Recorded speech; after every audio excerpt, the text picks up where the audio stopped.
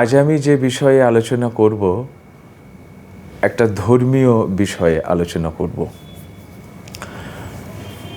শঙ্খ ঘোষের কথা, কবি শঙ্খ ঘোষের কথা খুব মনে পড়ছে। ওনার মৃত্যুর কয়েক বছর আগে উনি পার্ক সার্কাসে একটা অনুষ্ঠানে বলেছিলেন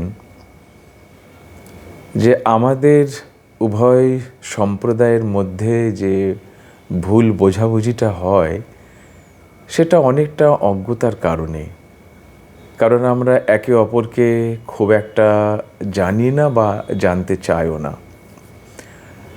তো তাই শঙ্করবাবু আমার অতি শ্রদ্ধেয় একজন মানুষ ছিলেন, তার আমি সান্নিধ্য পেয়েছি। তো তার কথা মেনে আজকে আমার একটা বিষয় নিয়ে একটু আলোচনা করার জন্য আমি অগ্রসর হলাম।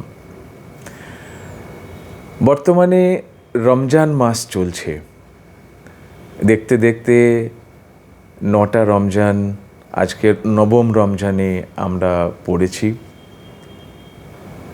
ইসলাম ধর্ম যে 5টা স্তম্ভের উপরে দাঁড়িয়ে আছে তার মধ্যে অতি গুরুত্বপূর্ণ একটি স্তম্ভ হলো রোজা। ঈমান, নামাজ, তারপরে হচ্ছে রোজা। সারা পৃথিবীর মুসলমান আজকে এই রোজা ব্রত পালন করছেন। এই রোজা ব্রতর দুটি দিক নিয়ে আমি কথা বলবো, তার একটা আধ্যাত্মিক তাৎপর্য এবং তার সামাজিক তাৎপর্য বিষয়ে।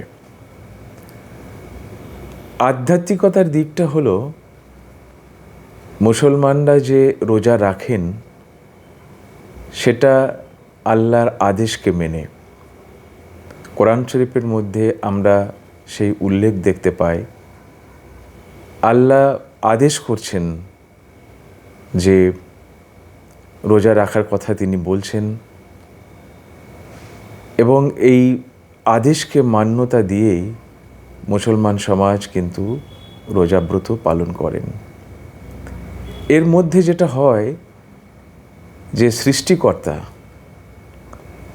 যিনি পালনকর্তা এবং শেষ বিচারের যিনি মালিক, তার সাথে তার সৃষ্টি মানুষের একটা সুন্দর সম্পর্ক প্রতিষ্ঠিত হয়।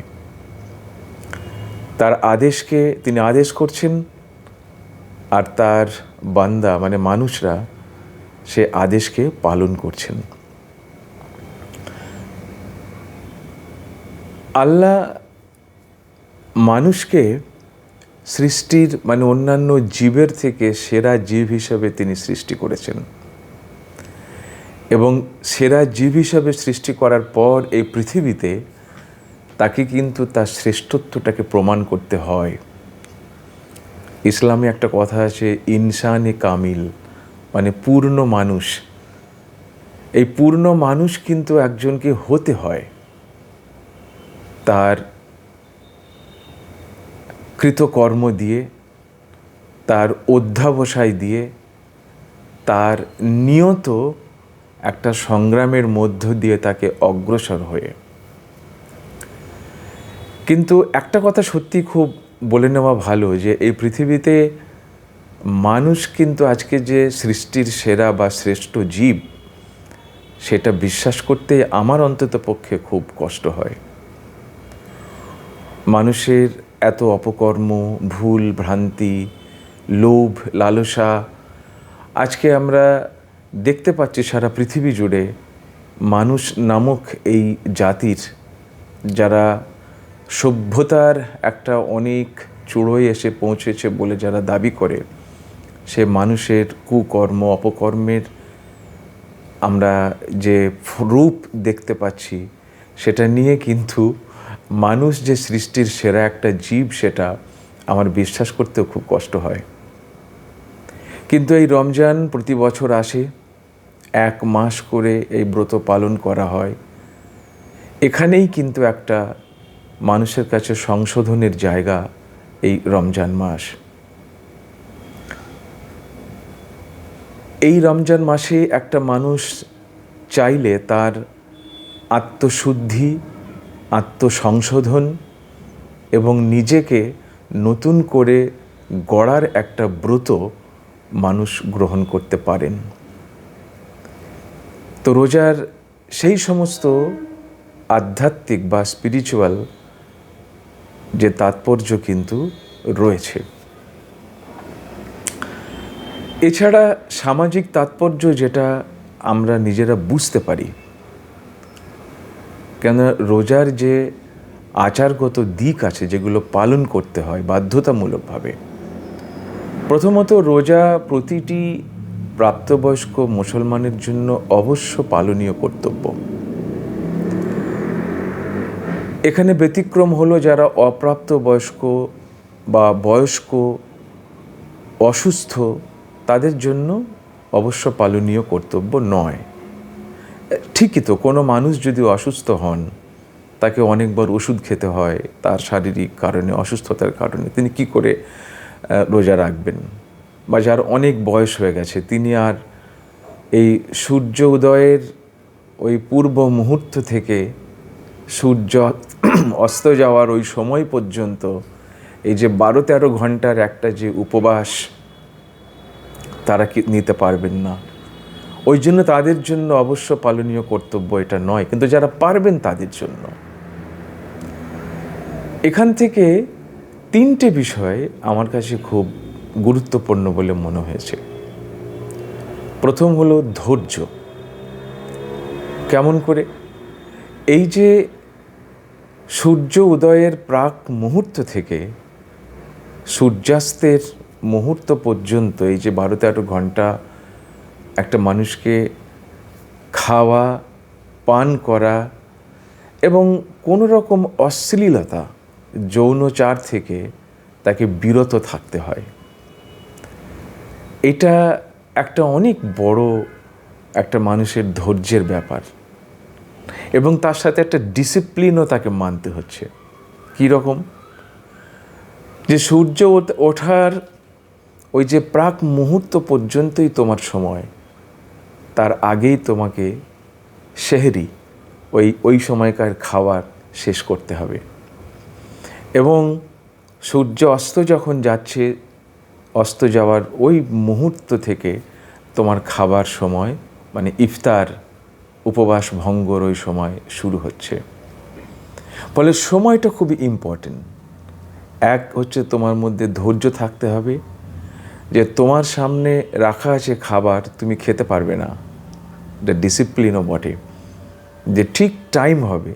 ইসলামিক গবেষক যারা, তারা একটা টাইমকে বেঁধে দেন যে আজকে 5:45 বা কালকে 5:46। এই সময়কে ধরে নিকটবর্তী মসজিদের আজান শুনে বা ঘড়ি দেখে টাইম মিলিয়ে কিন্তু খেতে হবে। ফলে এতে একটা মানুষের যে ধৈর্য এবং ডিসিপ্লিন, শৃঙ্খলা, তাকে কিন্তু এটাকে মানতে হবে, এবং সেটা 1 মাস ধরে একটা মানুষ কিন্তু করবে। তারপর এই যে খাওয়া, পান করা বা যৌনাচার বা কোনো রকমের অশ্লীলতা থেকে বিরত থাকাই কিন্তু রোজা নয়। রোজার আরও অনেকগুলো বিষয় আছে। একটা মানুষের যে কুপ্রবৃত্তিগুলো থাকে, সেই কুপ্রবৃত্তিগুলোর নিবৃত্তিকরণেরও একটা এই সময়ের কিন্তু একটা কি বলবো, আদেশও বলা যায়।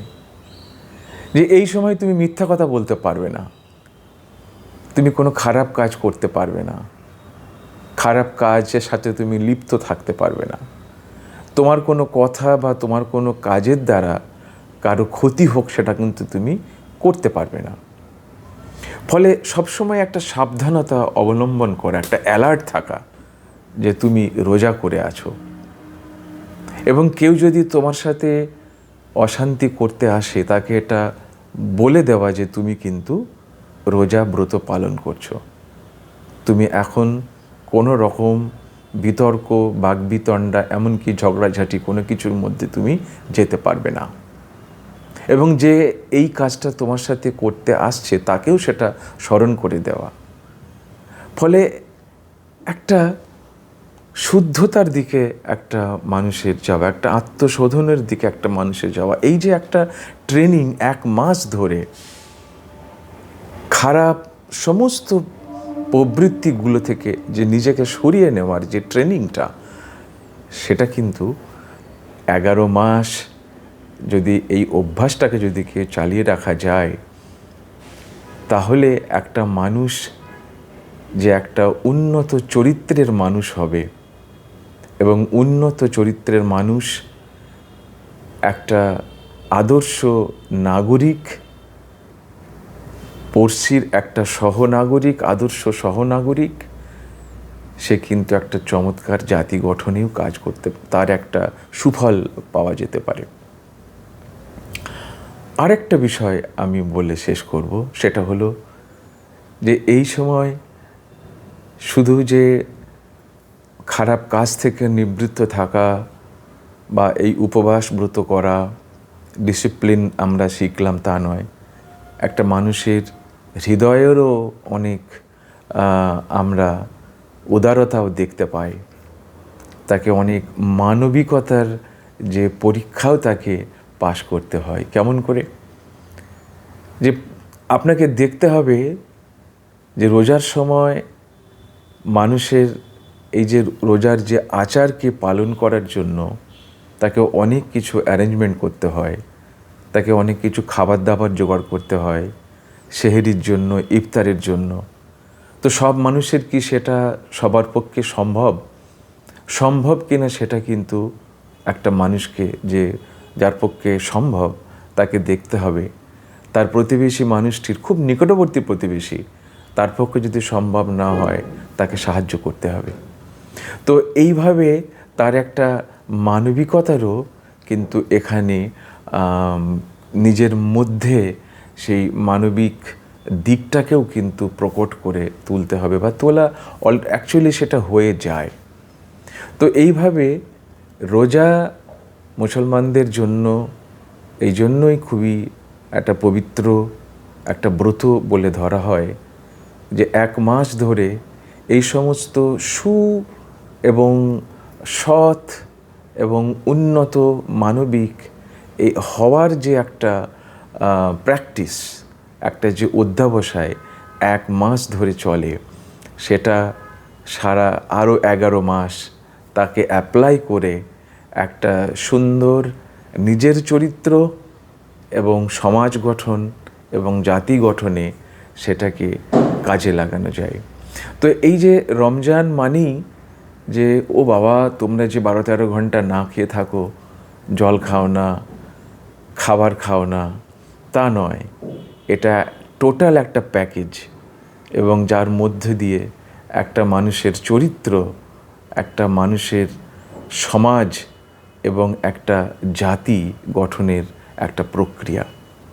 তাই আমার মনে হলো যে রোজার আমার যেটুকু জ্ঞানে আমি জানতে পেরেছি, আমি আপনাদের সাথে একটু শেয়ার করলাম। রোজার সাথে যুক্ত আরও 2-3টে বিষয় আছে, যেমন জাকাত, ফিতরা এবং ঈদ, যেটা বিশেষ আনন্দের দিন। তো এই 3টে বিষয়ে পরে আমি আলোচনা করব আমার সাধ্যমতো। আজ এ পর্যন্তই। আপনারা আমার এই কথাগুলোর মধ্যে যদি কোনো ভুল ত্রুটি থাকে, হতেই পারে, আমি অত ধর্মবেত্তা নয়, আমার নিজের অনুভূতিটাকে আমি শেয়ার করলাম, তো আমাকে ক্ষমা করে দেবেন। তার কারণ হচ্ছে রোজার মাস মানে কিন্তু ক্ষমারও মাস। খুব ভালো থাকবেন সবাই।